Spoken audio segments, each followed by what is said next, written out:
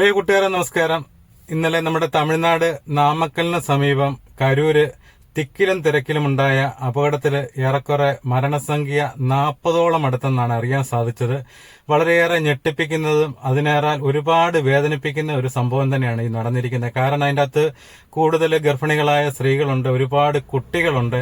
അങ്ങനെ എന്ത് വേണ്ട നിരവധി ആൾക്കാർ അവിടെ ശരിക്കും ഒരു ഹോസ്പിറ്റലിലെ അന്തരീക്ഷമൊക്കെ ഇന്നലെ ഒരുപാട് വീഡിയോ ഒക്കെ കണ്ടിട്ട് ആകപ്പാടെ ഭയങ്കര ഒരു പ്രയാസമായി പോയി. കാരണം ഇത്രയും തിക്കിലും തിരക്കിലും തൊട്ട് അതും ഇതുപോലെ ഒരു പരിപാടി നടക്കുമ്പോഴത്തേന് അതിന് വേണ്ടത്ര സുരക്ഷാ സംവിധാനങ്ങൾ ഇല്ലാതെ നടത്തുക എന്ന് പറയുമ്പോഴത്തേന് ഇത് നമ്മുടെ നാട്ടിൽ, നമ്മുടെ കേരളത്തിലും ഇതൊക്കെ തന്നെ നേരത്തെ ഈ കഴിഞ്ഞ ഇടയിൽ ഒന്ന് ആവർത്തിച്ചാണ്. നമ്മുടെ വേടന്റെ ഒരു പ്രോഗ്രാം നടത്തിയപ്പോഴത്തേന് നിങ്ങൾ അറിയാം, പത്രത്തിലെല്ലാം അതിന് വാർത്ത വന്നതാണ്. ഇന്നലെ ഇപ്പൊ ഈ തമിഴ്നാട്ടിൽ നടക്കുന്ന കരൂര് നടന്ന സംഭവം എന്ന് പറഞ്ഞാൽ 10,000 പേരെ പങ്കെടുക്കുകയുള്ളൂ എന്ന് പറയുന്നിടത്ത് 1.5 ലക്ഷം പേരോളം പങ്കെടുത്ത് കഴിയുമ്പോഴത്തേന് ഇതിനെ നിയന്ത്രിക്കാനും അല്ലെങ്കിൽ ഇവിടെയുള്ള ഈ ഇതിനും തിരക്കിനും ഇടയ്ക്ക് അതുപോലെ ഒരുപാട് ആൾക്കാർ വെള്ളം കിട്ടാതെ അങ്ങനെയൊക്കെയാണ് കുഴഞ്ഞു വീണ് മരിച്ചെന്ന് പറയുമ്പോഴത്തേന് സംഭവത്തിന്റെ ആഴം എന്തുമാത്രം വർദ്ധിക്കുന്നു. നമ്മുടെ അധികാരികളുടെ ഭാഗത്തുനിന്ന് ഇതിപ്പം തമിഴ്നാട്ടിൽ മാത്രം സംഭവിക്കുന്ന കാര്യമല്ല, നമ്മുടെ കേരളത്തിലും ഇതൊക്കെ ഇനിയും സംഭവിക്കാവുന്ന കാര്യങ്ങളാണ്.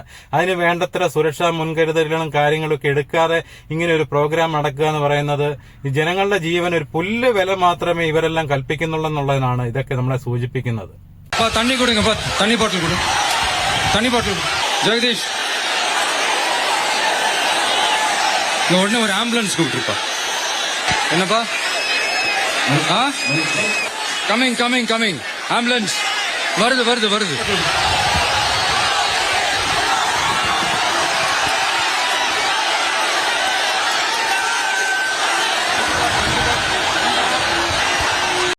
നിങ്ങളീ കാണുന്നത് അപകടത്തിന് തൊട്ട് മുമ്പുള്ള ദൃശ്യമാണ്. നിങ്ങൾ കാണുന്നത് തിക്കിലും തിരക്കിലും പെട്ട് ആൾക്കാർ കുടിവെള്ളത്തിനായിട്ട് കേഴുന്നതും വിജയ് അവർക്കോട് വെള്ളം കൊടുക്കാനൊക്കെ പറയുന്നതും ആവശ്യപ്പെടുന്നതും എല്ലാം നമുക്ക് ഈ വീഡിയോയിൽ കാണാൻ സാധിക്കുന്നുണ്ട്.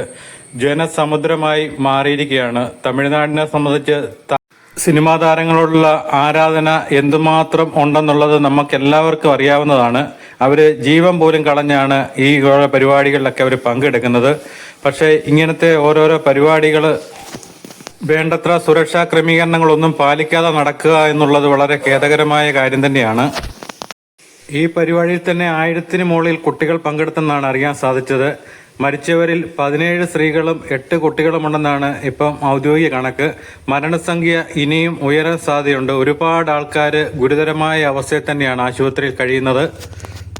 കഴിഞ്ഞ പ്രാവശ്യവും ഇതുപോലെ തിക്കും തിരക്കും ഉണ്ടായപ്പോൾ തന്നെ വിജയ് അനൗൺസ് ചെയ്താണ് സ്ത്രീകളും കുട്ടികളും ഒന്നും ഈ പരിപാടിയിൽ പങ്കെടുക്കരുതെന്ന് പറഞ്ഞിട്ടുള്ളതാണെന്നാണ് അവരുടെ നേതാക്കന്മാർ ഇപ്പൊ പറയുന്നത്. സംഭവത്തെ തുടർന്ന് തമിഴ്നാട് മുഖ്യമന്ത്രി സ്റ്റാലിൻ കരൂരിലുണ്ട്.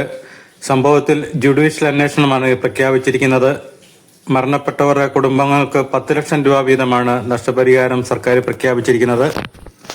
ഈ യോഗത്തിൽ 10,000 പേര് മാത്രമേ പങ്കെടുക്കൂ എന്നുള്ളതാണ് പോലീസിന് അനുമതി തേടിയെന്നാണ് അറിയാൻ സാധിച്ചത്. എന്നാൽ ഏറെക്കുറെ 2 ലക്ഷത്തോളം പേര് ഇവിടെ. ആശുപത്രിയിലെ ദൃശ്യങ്ങൾ തന്നെ വളരെയേറെ പേടിപ്പിക്കുന്നതാണ്. ഒരാഴ്ച മുമ്പ് തന്നെ വിജയുടെ പ്രസംഗത്തിലുണ്ടായിരുന്നു ഇതുപോലെയുള്ള പ്രോഗ്രാമുകൾ നടത്താൻ വേണ്ടി അനുയോജ്യമായ സ്ഥലം അനുവദിച്ചു തരണമെന്ന് പറഞ്ഞിട്ട് വേണ്ടത്ര സുരക്ഷാ സംവിധാനം ഇല്ലാത്ത സ്ഥലമാണ് ഞങ്ങൾക്ക് അനുവദിച്ചു തന്നെന്നും പറഞ്ഞൊരു പ്രസംഗമുണ്ട്. അതും കൂടെ ഒന്ന് കേൾക്കാം. കരൂരിൽ റാലി നടത്താൻ പോലീസ് അനുമതി കൊടുത്തത് ഉച്ചയ്ക്ക് 2:30-നാണ്. എന്നാൽ വിജയ് എത്തിയത് രാത്രി 7 മണിയോടുകൂടിയാണ്.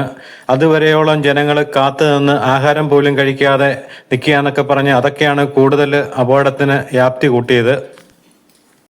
என்ன நாங்க பெருசா கேட்டுட்டோம், மக்கள் நிம்மதியா ஃப்ரீயா நின்னு பாக்குறதுக்கு ஒரு இடம், அதை நாங்க தேர்வு செஞ்சு அதுக்கு பர்மிஷன் கேக்குறோம்.